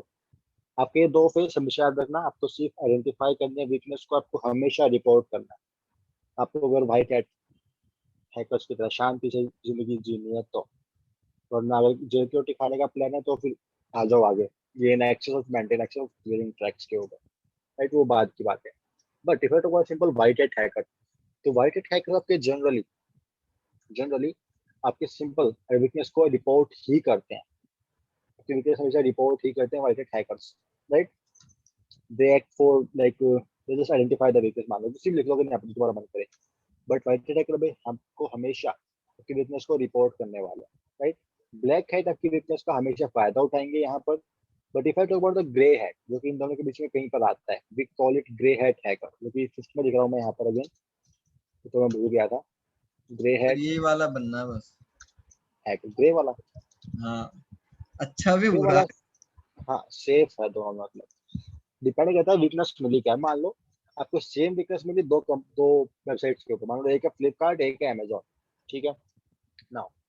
अब मान लो दोनों पे सिंपल आपको वीकनेस मिली है प्राइस टेम्परिंग की, कि आप जो ऑर्डर है आपका, आप उस ऑर्डर का प्राइस टेम्पर कर पा रहे हो, एंड देन ऑर्डर को सिंपल प्लेस कर पा रहे हो। The common weakness we call it price tampering, ठीक है। आपको मिली है फेसबुक पे भी, सॉरी आपको मिली है फ्लिपकार्ट पे भी और अमेजोन पे भी, ठीक है। अब मान लो आपने अमेजोन को कर दिया रिपोर्ट कि सर आपके यहाँ पर ये वीकनेस है और आप इसे फिक्स कर लो, तो अमेजोन ने आपको दे दिया रिवॉर्ड, मान लो कुछ लाइक $5-7 का आपको मिल गया रिवॉर्ड, आप बड़े खुश हो, right. But same he weakness आपके फ्लिपकार्ट के ऊपर भी है। अब मान लो फ्लिपकार्ट के ऊपर कोई प्रोग्राम नहीं चल रहा बग बाउंटी का, अभी कोई बग बाउंटी प्रोग्राम है ही नहीं, आप पैसे रिपोर्ट करो आपको कख नहीं मिलने वाला वहां से। In that case what you do, आप सिंपल उसका फायदा उठाओगे। अब मान लो आपने कुछ 15-20 मैकबुक कर दिए ऑर्डर, और फिर बैठे हो आराम से फ्री में। चेंज कर दिया सब कुछ। हाँ, that was the part of grey hat hacker, कि कहीं पर आप एज ए ब्लैक हैट काम कर रहे हो और कहीं पर आप एज ए व्हाइट हैट काम कर वाइट हेड। रहे हो। हाँ, अगेन इट डिपेंड, आपको वीकनेस क्या मिली उसके अकॉर्डिंग आपका दिमाग जहाँ जाने का मन किया आप वहीं चल पड़े थे। अगर दिमाग कहता है कि उनको फायदा उठाने का है तो फिर सबको फायदा उठाएगा। अगर दिमाग कहता है कि नहीं भाई आराम से जिंदगी जी लो, सुकून के दिन चाहिए मेरे को, तो फिर आप उसको रिपोर्ट करते हो, वो वाला केस। बट आप दोनों की तरह बिहेव कर रहे हो वहाँ पे, एज ए व्हाइट हैट और एज ए ब्लैक हैट पे वहाँ पर, उसको आप बोलते हो grey hat hackers, right. Now after this grey hat दो और आते हैं, we call them script kiddies, and the fifth and the fourth one we call it state sponsored. Simply call it script kiddies। ये वो लोग हैं हमारी तरह जिन्होंने अभी सिर्फ अपनी जर्नी स्टार्ट की साइबर सिक्योरिटी में, उन्हें ये पता है कि ये टूल ऐसे काम करता है, मतलब उन्हें सिंपली मान लो टूल यूज करना आता है, बट उन्हें ये नहीं पता कि टूल कोड कैसे करना है। ये सिंपल ये पता है कि टूल ऐसे काम करता है, इसको ऐसे यूज करना है बस, but they don't know how to write a code, how to write the code for the tool, उनके बारे में कोई आइडिया नहीं है, उन्हें सिर्फ मोटी मोटी नॉलेज है ऊपर ऊपर की बस। This kind of hacker, this kind of attackers were known as script kiddies, जिन्हें बस टूल्स को यूज करना आता है एंड बस बैठे हैं उसको आराम से यूज कर रहे हैं, टूल्स को लिखे लिखाए टूल्स को यूज कर रहे हैं, बने बनाए टूल्स को यूज कर रहे हैं और लिखे लिखाए स्क्रिप्ट्स को यूज कर रहे हैं, simple. That kind of attacker वो नोन एज जो स्क्रिप्ट किडीज, जो कि अभी सिंपल न्यू है, न्यू बोर्न बेबीज की तरह है in field of cyber security, in field of hacking. We call them script kiddies. After script kiddies एक और कॉमन टर्म है, we call them state sponsored hackers. ये वो लोग हैं जिनको आपकी गवर्नमेंट सपोर्ट करती है फॉर हैकिंग। सरकार हायर ठीक है ना? करती है, हाँ स्टेट हायर करती है जिन्हें। हाँ, जिन्हें स्टेट हायर करता है, अभी गवर्नमेंट के अंडर काम करते हैं ये, to hack multiple government agencies for different countries. अब मान लो आप यहाँ पे बैठे हो इंडिया में, आप काम कर रहे हो किसी गवर्नमेंट के लिए, अब मान लो आप काम कर रहे हो इंडियन गवर्नमेंट के लिए, ठीक है, आप हैक कर रहे हो चाइना को, आप हैक कर रहे हो पाकिस्तान को, हैक कर रहे हो भूटान को, नेपाल को, किसी और कंट्रीज को, ठीक, ताकि आप वहां से सेंसिटिव डेटा को फैच कर पाओ। दैट काइंड ऑफ अटैकर वो दोनों जो state sponsored attacker, state sponsored hackers बोलते हैं जनरल लेवल को, जिन्हें आपकी सरकार फंड करती है, right. This kind of attackers was known as state sponsored hackers. Now after this state sponsored hackers, अब आ जाओ कुछ कॉमन टर्म्स के ऊपर जो कि आपकी बहुत यूज होती हैं in field of cyber security, और हम ये टर्म्स बहुत यूज करने वाले हैं throughout the course as well. Start करें कुछ कॉमन टर्म्स के साथ। पहली कॉमन टर्म आपने सुना भी होगा, वल्नरेबिलिटी, हाँ सर, कमियां, कमियां, any kind of weakness was known weakness. as a vulnerability। एक और कॉमन टर्म है, we call it zero day, zero day, day, शून्य दिन, इसको हिंदी में बोलो तो। कोई idea what is zero day? नहीं sir. Anyone else? No sir. Alright, so अगर बात करो जीरो डे और वल्नरेबिलिटी की, दोनों ही वीकनेस होती हैं, बट एक डिफरेंस है। आप दोनों को ही वीकनेस के अंदर काउंट करते हो, बट हल्का सा डिफरेंस है वहां। ये जैसे लिख देता हूँ सिंपल, वीकनेस, बट डिफरेंस क्या है? नाउ द पॉइंट इज, अब मान लो आप यूज कर रहे हो विंडोज 7, ठीक है, तो मैं यूज कर रहा हूँ विंडोज 10, हम दोनों विंडोज यूज कर रहे हैं। आप यूज कर रहे हो विंडोज 7, मैं यूज कर रहा हूँ विंडोज 10, दोनों विंडोज के प्रोडक्ट हैं, राइट। अब मुझे पता है कि विंडोज 7 में बहुत सी वीकनेस है ऑलरेडी, विंडोज 7 में ऑलरेडी बहुत सी वीकनेस है, राइट। इन दैट केस मैं उससे बोलूंगा वल्नरेबिलिटी, बिकॉज कंपनी जो माइक्रोसॉफ्ट है वो उस वीकनेस को ऑलरेडी फिक्स कर चुकी है और उसके लिए अपडेट्स भी रिलीज हो चुके हैं। That was the part of vulnerability, कि वीकनेस तो है बट आपके पास उसके लिए फिक्स भी है, आपके पास उसके लिए सिक्योरिटी अपडेट्स भी रिलीज हो चुके हैं ऑलरेडी, बट आपने इंस्टॉल नहीं किया, वो अलग चीज है, बट कंपनी उसके लिए सिक्योरिटी अपडेट्स रिलीज कर चुकी है। That was the part of vulnerability which we have weakness and we have security updates, right? But if I go with zero day, zero day मान लो मैं विंडोज 10 यूज कर रहा हूँ, ठीक है, तो अगर विंडोज 10 में कोई क्रिटिकल वल्नरेबिलिटी आती है, सिंपल RCE, वो रिमोट कोड एग्जीक्यूशन, मान लो कोई वल्नरेबिलिटी आती है विंडोज 10 के ऊपर जो कि लेटेस्ट वर्जन है, राइट, और कंपनी ने अभी तक उसके लिए कोई फिक्स, कोई अपडेट रिलीज नहीं किया है, that kind of vulnerability, that kind of weakness was known as zero day. दोनों ही वीकनेस है, बट एक के अंदर आपके पास सिक्योरिटी अपडेट्स अवेलेबल हैं और एक में सिक्योरिटी अपडेट्स अवेलेबल नहीं है, इतना सा डिफरेंस है बस, right. So after this vulnerability and zero day एक और कॉमन टर्म आती है यहाँ पर, वी कॉल इट पेलोड। हाँ sir, payload. So what is payload? Sir जो भी हम कुछ कराना चाहते हैं सिस्टम पे, जो भेजते हैं उसको पेलोड कह सकते हैं, जो भी हम एक्सेस के लिए करते हैं शायद बोल सकते मतलब सब ऐसा ही कुछ है, सब एक पेलोड वर्ड्स सब मिक्स अप है। डेटा होता है सर जो ट्रांसफर होता है सर, मतलब बेसिकली हैं। जिसको हम सेंड स्क्रिप्टेड जो करते हैं। लिखते हैं। अब मान लो मैंने कोई स्क्रिप्ट लिखी है आपको हाई मैसेज भेजने के लिए, तो वो पेलोड हो गया, सर मैसेज कैसे? भी है और स्क्रिप्ट भी है। अब बताओ, मैंने सिंपल हाई मैसेज भेजा है आपको, बस एक्स्ट्रा कुछ नहीं किया मैंने, स्क्रिप्ट लिखी लेकिन मैंने उसके लिए, और मैसेज भी डिलीवर हुआ है, डाटा भी फॉरवर्ड हुआ है, तो वो पेलोड हो गया? No sir. नहीं हुआ बाजी, बिल्कुल नहीं हुआ वो। पेलोड का मतलब क्या है? पेलोड सिंपली आप उन स्क्रिप्ट्स को काउंट करते हो कि मैलिशियस एक्शंस परफॉर्म करती हैं, सिर्फ वो स्पेसिफिक स्क्रिप्ट्स जो कि आपके मैलिशियस एक्शंस को परफॉर्म करें, उन्हें आप बोलते हो पेलोड्स। स्क्रिप्ट है लेकिन किसी मैलिशियस एक्शन के लिए, एक्शन चाहे कुछ भी हो, अगर वो मैलिशियस है, that was a kind of payload, right. आपने मतलब कुछ भी कोड किया, सिंपल सी में कोड किया, सी प्लस प्लस में कोड किया, जावा में कोड किया, असेंबली में कोड किया, आपने जो लैंग्वेज यूज करनी थी आपने यूज की, आपने सिंपल कोड किया। आप मान लो सिंपल डिलीट कमांड ही यूज कर ली, आपने सिंपल कोड लिखा, उसके लिए सिंपल डिलीट कमांड लिखी, delete colon slash and Windows and then मान लो सिंपल system32, आपने छोटी सी डिलीट कमांड लिखी है, बस एक्स्ट्रा कुछ नहीं लिखा, राइट।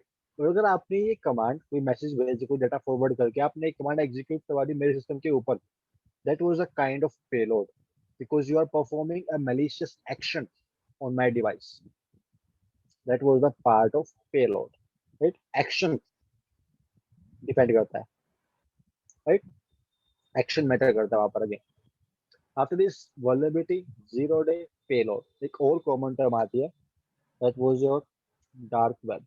ये सबने सुना होगा आंसर। हाँ sir.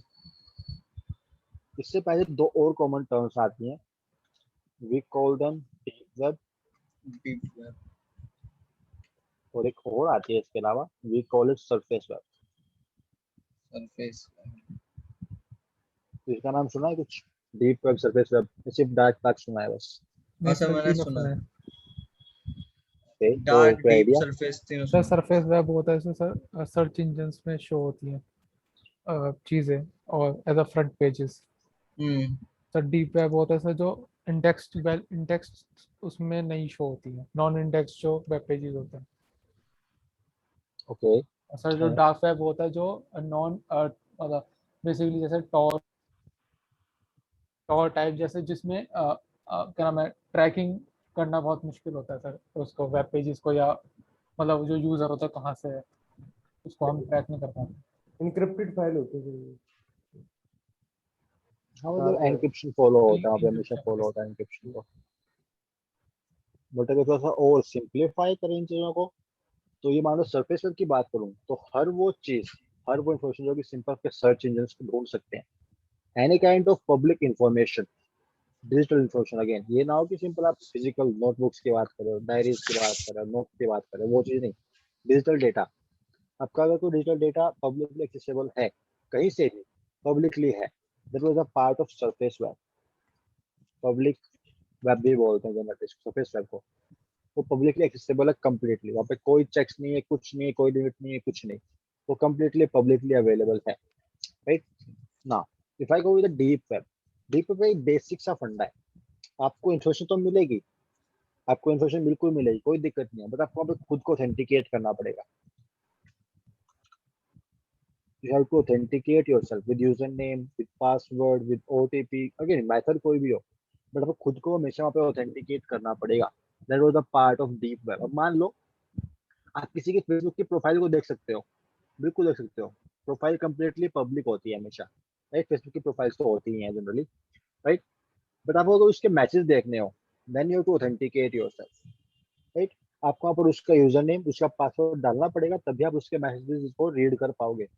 That message was the part of deep web, but जो प्रोफाइल है, that profile was the part of surface web, because profile की पब्लिकली विजिबल है, राइट।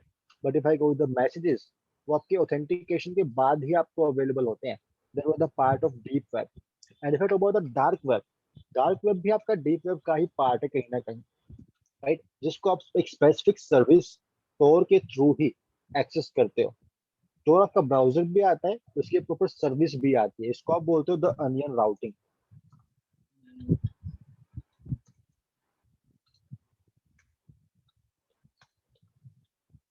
इसको आप बोलते हो अनियन राउटिंग। मैं स्पेलिंग्स में अगेन बहुत खराब हूँ, तो थोड़ा सा ऊपर नीचे कर लेना बस, राइट। पॉइंट क्या है, अगर सिंपल मैं स्टोर समझाऊं आपको पहले एक बार, या सिंपल डाल के समझाऊं आप लोगों को, तो ये मान लो लाइक आपने वो वीडियो देखी इंस्टाग्राम पे आती है बहुत सारी, तो मतलब किसी को गिफ्ट दिया है हमने, एक बड़ा सा डिब्बा है, तो डिब्बा ओपन किया, उसके अंदर एक और डिब्बा है, उसको ओपन किया, उसके अंदर एक और डिब्बा है, डिब्बे के अंदर डिब्बा वाला गेम। तो हाँ देखा सर। आई थिंक वो वीडियोस देखी है ना सबने? जैसे बेहतर है, आप रिलेट कर पाओगे फिर उस केस में।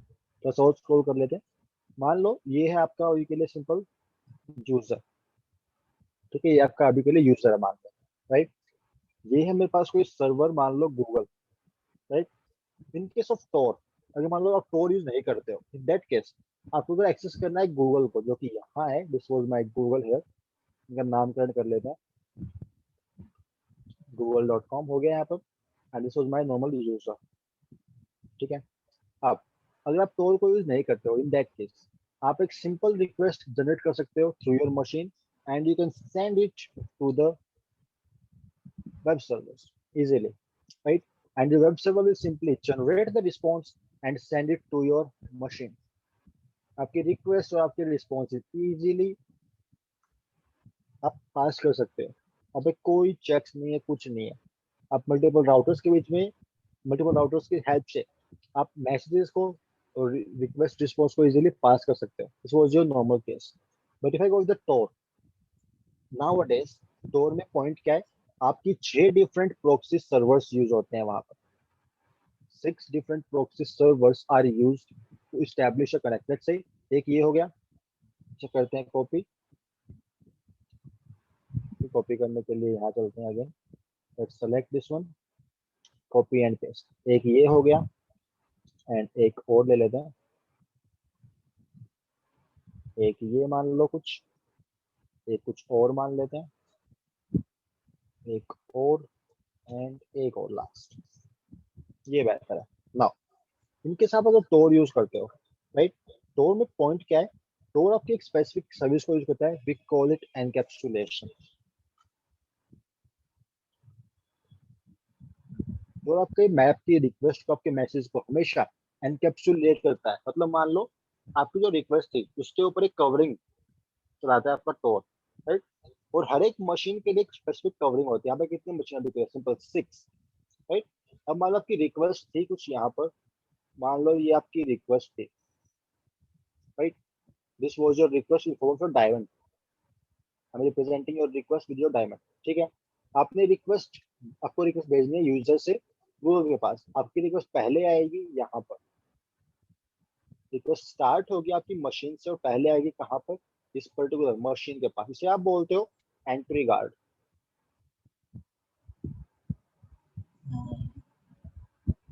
इसे आप हमेशा बोलते हो एंट्री गार्ड, तो यहीं से आपके टोर कनेक्शन स्टार्ट होते हैं, राइट। देन इस एंट्री गार्ड से आपके जितने भी कनेक्शन स्टैब्लिश होते हैं, लाइक सिंपल इनको आप बोलते हो इंटरमीडिएट रिले। एक मान लो कनेक्शन स्टैब्लिश यहाँ हो रहा है, फिर एक यहाँ से यहाँ हो रहा है, राइट। देन एक ये यहाँ से यहाँ है कुछ, देन ये यहाँ से यहाँ है, एंड देन एक यहाँ से यहाँ पास कर देते हैं, right. And at the end आपका एक कनेक्शन, सॉरी ये रेड में होगा, अब बेहतर है, राइट। देन आपकी रिक्वेस्ट पहुंचेगी यहाँ इस मशीन से आपके सर्वर के पास। नाउ इसको आप बोलते हो एंट्री गार्ड, राइट।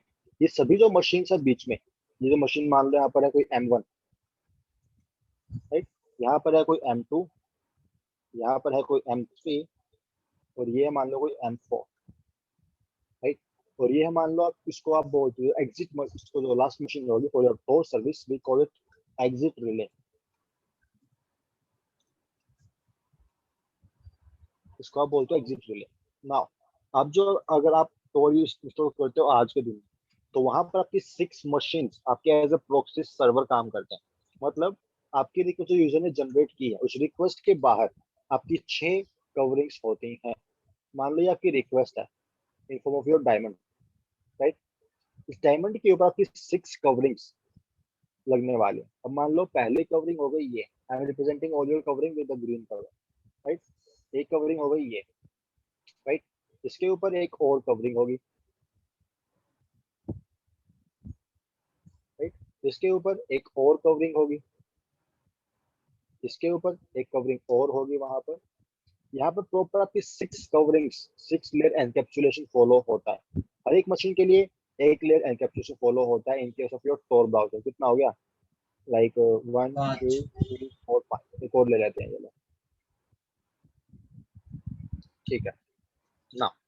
आप जब रिक्वेस्ट जनरेट करोगे गूगल के लिए, तो आपकी रिक्वेस्ट यहाँ 6 लेयर एनकैप्सुलेशन के साथ यहाँ से रिलीज होगी आपकी मशीन से और जाएगी कहाँ पर, एंट्री गार्ड के पास, ठीक है। एंट्री गार्ड क्या करेगा, एंट्री कार्ड यहाँ पर एक लेयर को कर देगा ओपन, एंट्री कार्ड सिंपल एक लेयर को वहां पे कर देगा ओपन। सिंपल सा काम है आपका हर एक रिले का। आपकी हर एक मशीन वहां पर एक लेयर एनकैप्सुलेशन को सिंपल करती है क्रैक, राइट। मैसेज पहुंचा एंट्री कार्ड के पास, वहां से एक लेयर ओपन हुई और फिर मैसेज गया M1 के पास। अगेन M1 भी सेम टास्क परफॉर्म करेगा, इसे करेगा एक लेयर को open, right. Same for the M2, M3 and M4 के लिए, सभी के लिए सेम टास्क परफॉर्म होंगे वहां पर। आपकी हर एक लेयर एनकैप्सुलेशन वहां पर क्रैक होती रहेगी one by one, right. At the end जब आपके एग्जिट रिले में लास्ट लेयर को ओपन कर दिया, ये 6th लेयर को ओपन कर दिया, इन दैट केस आपका एग्जिट रिले के पास क्या बचा, सिर्फ नॉर्मल रिक्वेस्ट, राइट। तब आपका एग्जिट रिले नॉर्मल रिक्वेस्ट को सेंड करेगा आपके गूगल के पास। मतलब सर एंड तक ज्यादा सारी लेयर खत्म हो जाती हैं। बिल्कुल पाजी, यहाँ एग्जिट रिले से यहाँ जो मैसेज पास होगा गूगल के पास, वहां पर कोई स्टोर सर्विस काम नहीं कर रही, यहाँ पर एक नॉर्मल रिक्वेस्ट पास होगी तो बेसिकली सर, ताकि, हाँ तो गूगल को एक तरह से ये लगेगा कि जो एग्जिट रिले है वही है जो जिसने हमें सर जो ये रिक्वेस्ट भेजी है। एग्जैक्टली इसी चीज के लिए आपके यहाँ पर एक नॉर्मल मैसेज ही पास होता है, ताकि गूगल को ये फील ना हो कि हाँ हम लोग स्टोर सर्विस को यूज कर रहे हैं।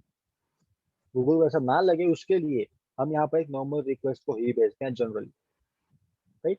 वरना हम करने को एक लेयर और डाल देंगे यहाँ पे एनकैप्सुलेशन की, हमें क्या दिक्कत है, एक लेयर ही एक्सटेंड करनी है। बट नहीं, हमारा गूगल मान लो टोर यूज कर रहा है नहीं कर रहा वो अलग चीज है, राइट। मान लो अगर गूगल यूज नहीं कर रहा होता टोर को और हम कर दे इसको एनकैप्सुलेट, और फिर गूगल उसको ओपन ही ना कर पाए, फिर बैठे रहो, तो वो चीज भी गलत है। इसीलिए गूगल को ना लगे कि हम लोग टोर यूज कर रहे हो, उस चीज से बचने के लिए भी हम यहाँ पर सिर्फ मशीन्स के अकॉर्डिंग ही एनकैप्सुलेट करते हैं रिक्वेस्ट, और एक और चीज एनकैप्सुलेशन के साथ साथ विद एनकैप्सुलेशन यहाँ पर प्रॉपर आपका एनक्रिप्शन भी फॉलो होता है। आपके यहाँ पर एनक्रिप्शन और एनकैप्सुलेशन हमेशा फॉलो होता है, राइट। फिर एनकैप्सुलेशन, तो वहां पर अगर मान लो आपकी रिक्वेस्ट थी, रिक्वेस्ट को एज ए डेटा उठाओगे आप और एक और रिक्वेस्ट के अंदर डाल दोगे। मतलब एक डिब्बा था, एक डिब्बे को आपने एक और डिब्बे के अंदर डाल दिया, राइट। फिर जो आउटपुट आया उसको एक और डिब्बे के अंदर डाल दिया, फिर जो आउटपुट आया उसको एक और के अंदर डाल दिया। सेम चीज यहाँ पर भी है। आपकी एक्चुअल रिक्वेस्ट थी ये रेड कलर में, right. We got our first layer this one, we got second layer, we got third layer, fourth layer, fifth layer, sixth layer. और जब इसका रिस्पॉन्स आएगा वापस, जब रिस्पॉन्स आएगा इस एग्जिट रिले से, तब भी आपके सेम स्टेप्स फॉलो होंगे। बट लेकिन नहीं, उस टाइम पे आपके एनकैप्सुलेशन कौन परफॉर्म करेगा, वहां पर आपका एनकैप्सुलेट करेगा आपका एग्जिट रिले, बिकॉज आपके टोर यहीं से स्टार्ट होगा और यहीं पर एंड होगा एग्जिट गार्ड के पास, राइट। आपका एनकैप्सुलेशन यहाँ से स्टार्ट होगा इस एग्जिट रिले के पास से, राइट। ये सिंपल आपका डेटा को एनकैप्सुलेट करेगा फर्स्ट लेयर के साथ, देन यहाँ होगा सिंपल सेकंड लेयर एनकैप्सुलेशन, यहाँ होगा सिंपल थर्ड लेयर एनकैप्सुलेशन, यहाँ होगा फोर्थ लेयर एनकैप्सुलेशन, यहाँ फिफ्थ, यहाँ सिक्स्थ। दोबारा हो गए बॉक्सेस सारे बंद, राइट। अब जब सारे बॉक्सेस बंद हो चुके हैं आपके, इन दैट केस आपके यूजर के पास प्रॉपर एनकैप्सुलेटेड रिक्वेस्ट ही जाएगी वापस, एंड देन आपका यूजर उन सारे लेयर्स को वन बाय वन करेगा डिकैप्सुलेट। उन सभी लेयर्स को आपका यूजर वन बाय वन करेगा open. That was the part of encapsulation, ताकि आपका डेटा कॉन्फिडेंशियल रहे। For that part we generally use our encapsulation. तो कॉन्फिडेंशियलिटी के लिए आप जनरली एनकैप्सुलेशन और एनक्रिप्शन को ही यूज करते हो, राइट। तो ये दो चीज आपकी जनरली यूज होती हैं in your stored services. First one was your encapsulation and second one was your encryption. I hope सब लोगों ने नेटवर्किंग पढ़ा है वैसे भी, मैं पूछ चुका हूँ वैसे, ये बात तो दोबारा पूछ रहा हूँ। आप लोगों ने ये सब पढ़ा होगा आई एम श्योर, लाइक एसएसएल पढ़ा है और टीएलएस भी पढ़ा है, ठीक है। आपका टास्क आज के लिए इन दोनों में एक माइन्यूट सा डिफरेंस होता है, वो कॉन्फिडेंशियलिटी। हम कॉन्फिडेंशियलिटी के लिए जनरली हम एनक्रिप्शन को यूज करते हैं, ठीक है। For confidentiality either we use encapsulation or we use encryption, right? So the task is आपको सिंपल पता लगाना है कि SSL और TLS एनक्रिप्शन में कैसे डिफरेंट है एक दूसरे के साथ। एक SSL में आपका कौन सा एनक्रिप्शन फॉलो होता है, कैसे काम करता है वो, ओके। सिंपल TLS के अंदर कौन सा एनक्रिप्शन काम करता है, कैसे होता है, वो चीज है। बिकॉज हम नेक्स्ट सेशन के अंदर यही सब डिफाइन करने वाले हैं, including encryption, your simple hashing, your certificates. वो सभी चीजें आपकी नेक्स्ट सेशन के अंदर डिफाइन होंगी, राइट। तो एक बार थोड़ा सा गो थ्रू कर लें चीजों को, ताकि आप बेहतर रिलेट कर पाओ चीजों को उस केस में, right. Then go with your TLS and go with your SSL as well, and this was your basic Tor service. That's why, because 6 layer proxy use हो रही है यहाँ पे, दैट्स व्हाई आपके Tor के अंदर आपका एक्चुअल यूजर आइडेंटिफाई करना मुश्किल है। मेन पॉइंट यही है इसके अंदर, because of 6 layer encapsulation and because of this 6 layer proxy servers, which make it more complex to identify the actual user, right? Now, other than this, let's just check. Miss ना किया हो बस. Let's go with the first one. All right. So confidentiality done, integrity done, availability done, on reputation done, like types of hackers done, then type of pen testing done, teams done, common terms done. Now just go with common threats. All right. तो 5 phases of hacking रहते हैं, ठीक है। आप लोगों ने कुछ text already cover up किए हैं, आई एम श्योर। लाइक आपने MITM पढ़ा होगा, आप इससे तो ब्रूट फोर्स भी सुना होगा, ब्रूट फोर्स कैसे होता है, क्या होता है। ये सभी अटैक्स हम अच्छे आगे कवर अप करने वाले, एक सिंपल इंट्रोडक्शन ले लो इन टर्म्स के लिए, ताकि आप बेहतर रिलेट कर पाओ चीजों को।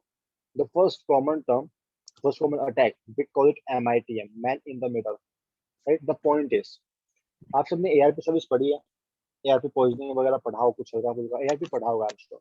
पॉइजनिंग ना पढ़ी हो तो भी ARP सबने पढ़ा है I am sure, right. If I go with the ARP, अब मान लो यहाँ पर मेरे पास कोई नॉर्मल यूजर है, this was my normal user, let's go with the green colour for my user, ये बोला वाला इंसान है यहाँ पे, because right. Now let's go with our server, जो कि यहाँ पर है, इसका नाम रखते हैं google.com। ये है हमारे पास यूजर यहाँ पर, right, and this was my server with the name google.com, ठीक है।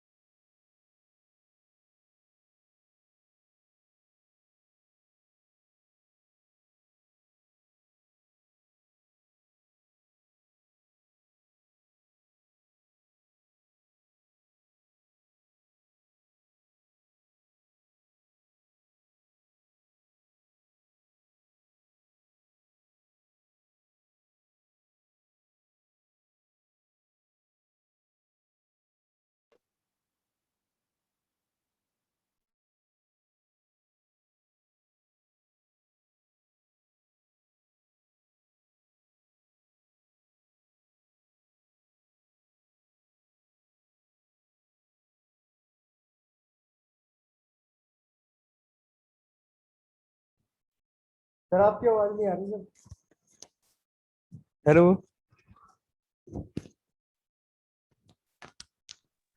अब आ रही है? सर आवाज यस सर। मतलब कितनी देर से आवाज नहीं आ रही? 5 minute, 10 minute, 15, sir 2 minute? Last 5 minute से नहीं आ रही तो आपने जब वो आप वो ड्रॉ कर रहे थे ना सर, हम्म। वो सर्वर और वो यूजर। सर आपने जो अटैकर्स बनाया था वो rejection हुआ। चलो ठीक है, दोबारा एक्सप्लेन कर देता हूँ, कोई दिक्कत नहीं है। सो सिंपल एमआईटी में एक्सप्लेन करा रहा हूँ। तो एमआईटी के केस में आपका अटैकर यहाँ पे सिंपल बीच में बैठा होता है, जो भी रिक्वेस्ट आएगी यूजर से, फिर जो भी रिस्पॉन्स आएगा गूगल से, वो रिक्वेस्ट और वो रिस्पॉन्स आपके यहाँ अटैकर मशीन से होते हुए ही जाएगा, राइट? अब जिस भी कोई सारा कनेक्शन, सारा कम्युनिकेशन आपके अटैकर मशीन से होते हुए हो रहा है, that's why we call it MITM, man in the middle. We have a man here in your connection, we call it man in the middle. जहाँ पर आपका मैन जो अटैकर है यहाँ पर, वो फिर कनेक्शन के साथ जो एक्शन चाहे परफॉर्म कर सकता है। वो चाहे तो टैक्सी को ड्रॉप कर सकता है, वो चाहे तो लेके उसको मॉडिफाई कर सकता है, चाहे तो उसके जगह कोई और कुछ सेंड कर सकता है अपने विक्टिम को, simple, right? This kind of attack was known as your MITM attack. अब मान लो कोई आपने सिंपल आपने लिखा है google.com बट दिख रहा है फेसबुक पे वेब पेज। आपको यूआरएल में दिख रहा है google.com बट वेब पेज दिख रहा है फेसबुक का। This kind of attacks were also possible because of your MITM attack, where your attacker is showing you a fake web page on behalf of google.com। तो वो काम पे आपके एमआईटीएम के थ्रू ही होते हैं generally, right? After MITM we have our DoS attack, जिसके अंदर आप सिंपल पर्टिकुलर सर्विस के ऊपर अटैक करते हो। अटैक कैसे करते हो वो अलग टेक्निक है। आप सिंपल पिंग के थ्रू कर रहे हो, आप सिंपल कनेक्शन स्टैब्लिश कर रहे हो, आप सिंपल जंक डेटा भेज रहे हो, डाउनलोड कर रहे हो, वो अलग टेक्निक है।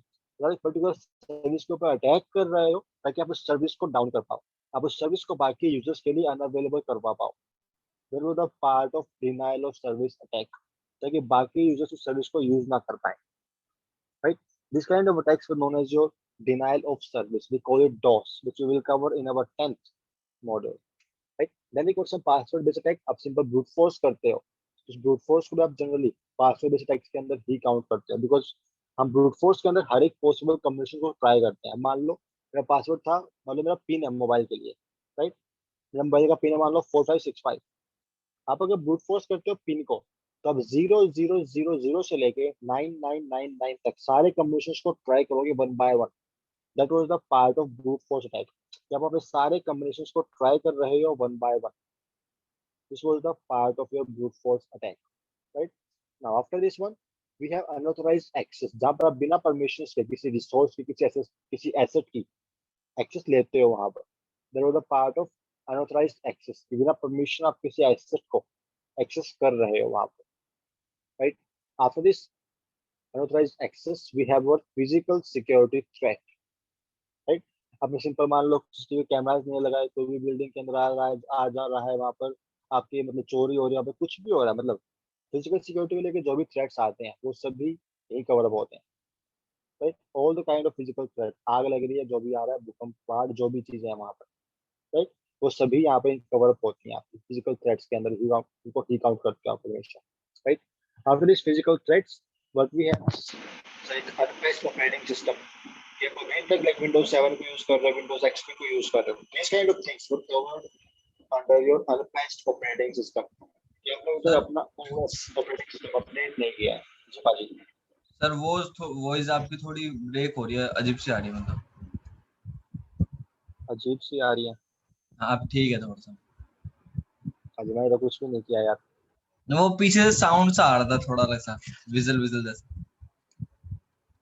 ओके, अब क्लियर है? हाँ सर। चलो बेहतर है ये भी।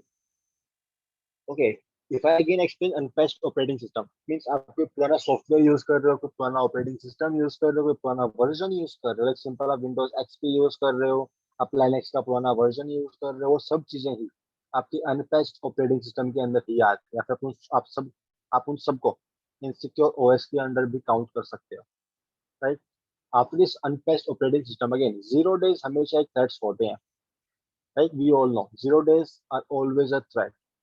वो वीकनेस जो कि किसी को नहीं पता अभी तक, वो सिर्फ हमें पता है, that was always a threat, but again weakness तो है वहां पर, राइट? मतलब कंपनी को भी नहीं पता, उन्हें कोई कोई हिंट भी नहीं मिल रहा उन्हें कहीं से, राइट? उन्होंने उन्होंने अभी तक उसके लिए कोई सिक्योरिटी फिक्स रिलीज नहीं किया है, कोई अपडेट वहां पे रिलीज नहीं हुआ अभी तक उस वल्नरेबिलिटी के लिए, उस वीकनेस के लिए, right? This kind of attacks, this kind of vulnerability or weakness was always a threat for almost everything, including your products, including your services, including your website, web server, everything. हर चीज के लिए आपके 0 day से threats रहते हैं हमेशा, right? After this part, now let's move toward our 5 phase of hacking. Again, we start with the reconnaissance, जिसको आप again information gathering के अंदर ही count करते हो. That was again, reconnaissance was also known as your information gathering, right? After gathering your information, now you can move toward the scanning phase, जहाँ पर आपका main focus रहता है to identify the weakness, analyze your information, analyze the information and identify the weakness. That was just second phase. We call it scanning. After scanning, we got our third phase. We call it gaining access. जब आपका main focus है कि आप किसी network की, किसी service की, किसी डिवाइस की, किसी भी चीज की अगेन एक्सेस गेन कर पाओ, right? That was the part of gaining access. After gaining access we move toward our maintaining access, जहां पर आप एक्सेस को कुछ टाइम के लिए मेंटेन करते हो. मान लो आपने किसी सर्वर को कॉम्प्रोमाइज किया, राइट? कॉम्प्रोमाइज करने के बाद मान लो आपको अटैक कंप्लीट करने में मान लो कुछ लगेंगे 3-4 दिन, राइट? तो 3-4 दिन के लिए आपको एक्सेस मेंटेन करनी पड़ेगी. And for maintaining the access we generally use our malwares. Access को मेंटेन करने के लिए, एक्सेस गेन करने के लिए we generally use our malwares, right? Now after maintaining access, आपका मान लो ऑब्जेक्टिव हो गया कंप्लीट, आपका ऑब्जेक्टिव वहां हो गया कंप्लीट, ठीक है? आपका हैक हुआ कंप्लीट. मान लो हैक कंप्लीट होने के बाद, ऑब्जेक्टिव कंप्लीट होने के बाद आपका एक और टास्क बचता है वहां पर, that was your clearing tracks. ताकि इन फ्यूचर अगर कभी भी वहां पर इन्वेस्टिगेशन होने लगे, अगर कभी भी पुलिस वाले आए छानबीन करने लगे, तो आपका नाम कभी सामने ना आए, आपकी आईडी वहां पर रिवील ना हो. खुद की आईडी छुपाने के लिए आप वहां पर डिजिटल फुटप्रिंट शो करते हो क्लियर, राइट? ताकि उन्हें सिंपल हिंट भी ना मिले कि ये अटैक इस मशीन से हुआ था, इस लोकेशन से हुआ था, इस पर्सन ने किया है. खुद के आईडी को छुपाने के लिए भी generally clear the tracks, right? So these are your 5 phases of hacking. Again, starting with your reconnaissance, then we go with the scanning, then we go with gaining access, then we go with maintain access, and then at last we clear all our tracks to hide our identity. Now, after this part, एक basic सा question. अब मान लो आपकी कोई company है, मान लो Microsoft आप सबकी है, आप सभी से को फाउंडर्स हो, ट्रस्टी मान लो, कुछ भी मान लो, शेयर होल्डर्स मान लो, जो भी तुम्हारा जो मन करे मान लो एक बार के लिए, ठीक है? अब जस्ट बिकॉज माइक्रोसॉफ्ट तुम्हारी कंपनी है, मैं कैसे ट्रस्ट करूं कि माइक्रोसॉफ्ट सिक्योर है? आप मुझे कैसे भरोसा दिलाओगे कि माइक्रोसॉफ्ट की जो सर्विस है, जो वन ड्राइव है माइक्रोसॉफ्ट की, मान लो आपकी माइक्रोसॉफ्ट की वन ड्राइव एक सिक्योर स्टोरेज है, आप एक सिक्योर स्टोरेज सर्विस प्रोवाइड कर रहे हो, मैं कैसे चेक करूंगा, मैं कैसे पता लगाऊंगा उस चीज का? How you will convince me कि हमारी वन ड्राइव जो सर्विस है वो सिक्योर है या नहीं है? How you will convince me? So any idea? Sir certification कर सकते हैं सर, मतलब कोई ऑर्गेनाइजेशन जो वाला सर्टिफिकेशन कौन सा, सीएच का? नहीं, मतलब सर जैसे कोई ऑर्गेनाइजेशन हो जो मतलब ये देती हो, मतलब एक तरह से बेंचमार्किंग करती हो कि हाँ भाई ये साइट या ये सर्विस सिक्योर है, तो उस तरीके से कुछ जैसे। सर क्वेश्चन क्या था आपका, एक बार दोबारा बताओ सर. आज एक क्वेश्चन था कि मान लो आपने कोई सर्विस, आपने मान लो कोई प्रोडक्ट डेवलप किया है, मान लो आप सिंपल गूगल, आप मान लो गूगल ड्राइव सब यूज करते हैं ना, हाँ. गूगल ड्राइव सब यूज करते हैं, ठीक है? अब मैं कैसे चेक करूं, मैं कैसे भरोसा करूं कि गूगल ड्राइव सिक्योर है? अच्छा. मैं कैसे भरोसा करूं कि गूगल ड्राइव सिक्योर है और वहां पर मेरा डेटा लीक नहीं होगा, वो मेरे डेटा के साथ कुछ उठापटक नहीं करेंगे? हाँ, मैं तो कैसे सर चेक उसके करूं, मैं लिए तो कैसे भरोसा करूं ट्राई उसके ऊपर? ट्राई करना पड़ेगा ना. हैक करो या तो उसको किसी तरीके से डाटा स्टोर लेके रिस्क देखना पड़ेगा ना उसमें एक बार. अब मान लो उसका मुझे गूगल सर्टिफिकेट्स ड्राइव के देख के। ऊपर, सर जैसे सर ड्रग्स को सर एफडी अप्रूव करती है, वैसे ही सर किसी सर्विस के लिए सर सिक्योरिटी अप्रूवल सर उसके वो मिल सकता है। सर सिक्योर सर इसलिए है सर, जैसे अगर गूगल ड्राइव पर अगर कोई और लॉगिन पासवर्ड मिलता है, जैसे अगर कोई दूसरा एक्सेस करना चाह रहा है तो हम पे मतलब ये एक इंटीमेट आ जाता है, मैसेज आ जाता है कि कोई एक्सेस कर रहा है, जैसे कोई भी। वो तो तब का केस है जब मैं उसको यूज कर रहा हूँ, जी वो तब केस है जब मैं उसको यूज कर रहा हूँ, मुझे यूज स्टार्ट करना है मान लो, मतलब मुझे कोई सिंपल छोटी सी फाइल अपलोड करनी है, मैं सिंपल मान लो पीडीएफ है कोई 1 MB की, जी राइट, लेकिन वो मेरे लिए वो कॉन्फिडेंशियल है, yes sir. राइट। अब ये तो है नहीं कि उस 1 MB फाइल को वहाँ पे अपलोड करने के लिए, उसको वहाँ पे स्टोर करने के लिए वहाँ पे सिंपल टेस्टिंग करने बैठूंगा। ये तो फिजिबल नहीं है, बिल्कुल फिजिबल नहीं है। देखो ये तो, कि मैं 1 MB फाइल को अपलोड करने के लिए वहां पर टेस्टिंग करने बैठ जाऊँ, तो मैं मेरा पूरा महीना वहाँ पे खराब कर दूँ, ये तो बिल्कुल फिजिबल नहीं है, हम्म, राइट। वो तो बिल्कुल खारिज हो गया वो ऑप्शन, तो बस वो तो बता ही नहीं, मतलब उसे तो बिल्कुल गोली मार दी गई है, मान लो। बचा कौन सा? सर्टिफिकेशन वाला। सर्टिफिकेशन कौन सा सर्टिफिकेशन? कोई तो नाम होगा, लाइक CH। CAG है सर। नहीं पाजी, इसके अलावा भी बहुत से हैं। द वो पॉइंट इज, अब देखो आपका CH कौन सा प्रोवाइड करता है आपको? CH का सर्टिफिकेशन कौन प्रोवाइड करता है आपको? वो किसी को नाम नहीं अभी पता। याद नहीं आ रहा। इसी इसी काउंसिल काउंसिल। सर। इसी काउंसिल। AC council. अब एसी काउंसिल सबके लिए ट्रस्टेड है, राइट। आप कहीं भी जाते हो जॉब लेने सर्टिफिकेशन के साथ, तो मतलब एसी काउंसिल ट्रस्टेड पार्टी है, ठीक है। हम्म, अगर एसी काउंसिल कहता है कि हाँ भाई ये कैंडिडेट मतलब ये काबिल है, स्किल्ड है ये पर्सन, तो मतलब आप भरोसा कर सकते हो उसके ऊपर। सेम चीज यहाँ पर भी फॉलो होती है। अब अगर कोई कंपनी कहती है जो कि ट्रस्ट वर्दी हो, अगर कोई ट्रस्ट वर्दी कंपनी ये कहे कि हाँ ये सर्विस या फिर ये कैंडिडेट ट्रस्टेड है, तभी मैं उसको ट्रस्ट कर सकता हूँ। सिंपल है। उनमें यस से आपकी कुछ प्रॉपर वो ट्रस्ट, अभी मान लो सर्टिफिकेशन के लिए मैं सिंपल एग्जाम देना पड़ता है, for CH we have to pursue a exam, में एग्जाम कंडक्ट करना पड़ता है CH के लिए। सेम तरीके से आपको सर्टिफिकेशन के लिए भी प्रॉपर ऑडिटिंग करवानी पड़ती है, लाइक योर एग्जामिनेशन। वहाँ पर भी प्रॉपर चेक्स होते हैं, वी कॉल इट ऑडिटिंग, जो कि कंपनीज में फॉलो होती है। And one of your audit certification was your ISO। सबने नाम सुना होगा, आई एम श्योर, ISO का नाम, हाँ sir. International organisation for standardisation.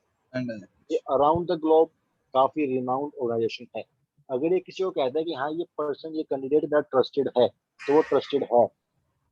अब अगर PM मोदी किसी को कहते हैं कि हाँ ये कैंडिडेट मतलब 12th पास की है, तो भाई पास किया है उसने, तो इतना बड़ा मतलब झूठ तो नहीं बोलेगा, देखो।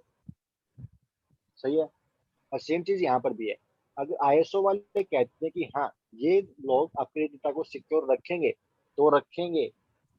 मान लो किसी को, तो मान लो अगर वो कह रहे हैं कि सिक्योर रखेंगे तो रखेंगे भाई, वो ऑब्वियस सी बात है उस केस में।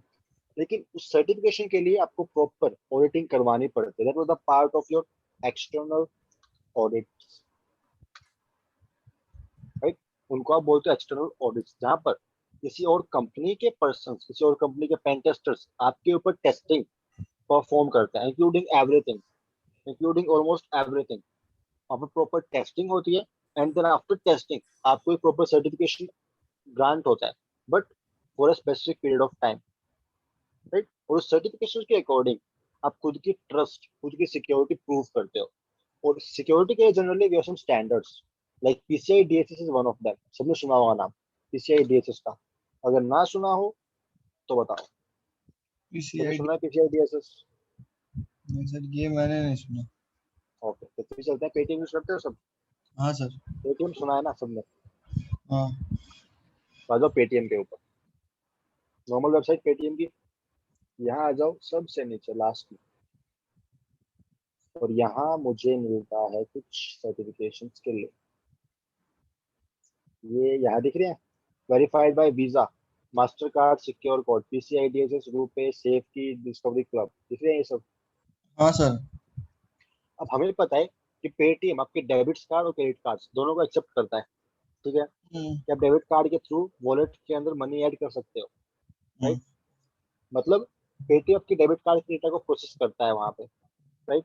अब ऐसा तो है नहीं कि आपको मान लो आपका क्रेडिट कार्ड है मास्टर कार्ड का, मान लो वीजा का क्रेडिट कार्ड आपके पास, सिंपल, ठीक है।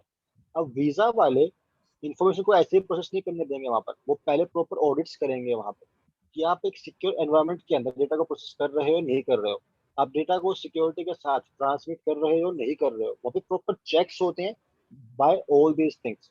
And if I go with PCI DSS, PCI DSS आपके स्पेसिफिकली एक स्टैंडर्ड है, specifically for your payment cards, चाहे वो डेबिट कार्ड हो, चाहे सिंपल क्रेडिट कार्ड हो, चाहे कोई भी कार्ड हो, अगर कार्ड के लिए कोई भी ट्रांजैक्शन है, कोई भी डेटा शेयरिंग हो रही है, तो उसके लिए आपके PCI DSS के अंदर प्रॉपर सेट ऑफ रूल्स हैं, राइट। और PCI DSS आपको आपके ये सभी सपोर्ट करते हैं, including your Visa, including your Mastercard, RuPay, SafeKey and your Discovery Club, ये सभी सपोर्ट करते हैं PCI DSS को।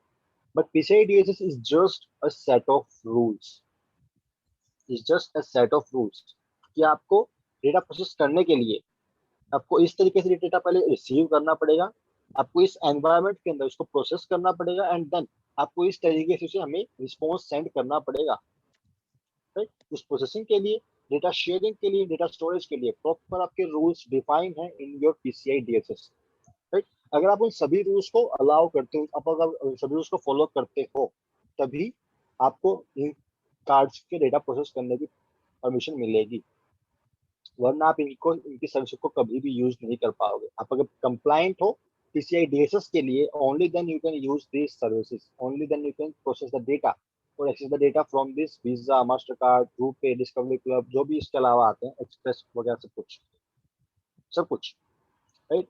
उन सब के लिए एक सेट ऑफ रूल्स है आपके PCI DSS के अंदर, but specifically for your payment cards, including your ATMs, including your credit card, सब कुछ, right. This was the part of your PCI DSS. But again, it's just a set of rules. But again, ये सबके लिए trusted set of rule है। इन सबने मिलकर इसे design किया था। ये मानते हैं कि हाँ, अब वीजा वाले मानते हैं कि हाँ PCI DSS मतलब सही है। वहाँ पर जो रूल्स हैं, अगर वो रूल आप फॉलो करते हो, तो हम मानते हैं कि आप सिक्योरिटी के साथ काम कर रहे हो, राइट। तो अब ये तो है नहीं कि आप अब सभी से टेस्टिंग करवाओगे वन बाय वन, कि पहले वीजा के ऑफिस से कुछ एम्प्लॉइज आ रहे हैं टेस्टिंग करने के लिए, फिर मान लो एक हफ्ते बाद मास्टर कार्ड से आ रहे हैं, फिर एक हफ्ते बाद रुपए से आ रहे हैं, फिर एक हफ्ते बाद यहाँ से आ रहे हैं, फिर एक हफ्ते बाद यहाँ से आ रहे हैं। नहीं, आप हर जगह से टेस्टिंग नहीं करवाते वहां पर। आप सिंपल ये चेक कराओ कि आप PCI DSS के लिए कंप्लाइंट हो या नहीं हो। आप अगर इसके लिए कंप्लाइंट हो, आप सिंपल इसके लिए टेस्टिंग करवाओगे कि मैं PCI DSS के लिए कंप्लाइंट हूँ या नहीं हूँ। अगर आप कंप्लाइंट हो तो ऑटोमेटिकली वीजा आपको ट्रस्ट करता है, मास्टर कार्ड आपको ट्रस्ट करता है, रुपए भी, सेफ की भी और डिस्कवरी क्लब भी, ये सभी आपको ट्रस्ट करते हैं if you are compliant with the PCI DSS। और अगर नहीं हो तो कोई भी ट्रस्ट नहीं करता फिर तो, बिकॉज ये भरोसा करते हैं सिंपल PCI DSS के ऊपर, एक सिंपल ट्रस्ट चेन चलती है वहां पर, राइट। वो दोस्त का दोस्त मेरा दोस्त वाला केस है आपका भी सिंपल, कि अगर आपका दोस्त है और आप मेरे दोस्त हो, तो आपका दोस्त मेरा भी दोस्त है, ऐसे कुछ केस चलता है। सिंपल ट्रस्ट हियरार्की काम करती है प्रॉपर। तो PCI DSS is one of the standard जो कि आप यूज करते हो for the payment card, specifically for your payment cards, right.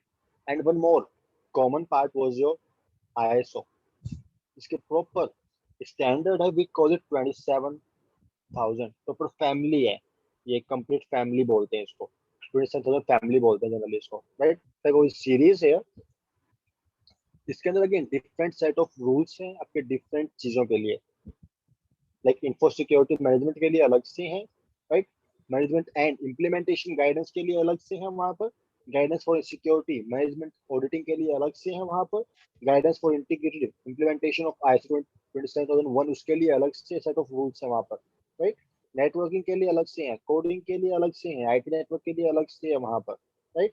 IP networks के लिए अलग से वहां पे, VPNs के लिए अलग से, सिक्योर गेटवे के लिए, हर एक चीज के लिए अलग सेट ऑफ रूल्स हैं वहां पर in your 27,000 family, right? But again, we have a proper trust कि मैं ट्रस्ट करता हूँ ISO, right? और अगर आप ISO के लिए कंप्लायंट हो, then I can trust you।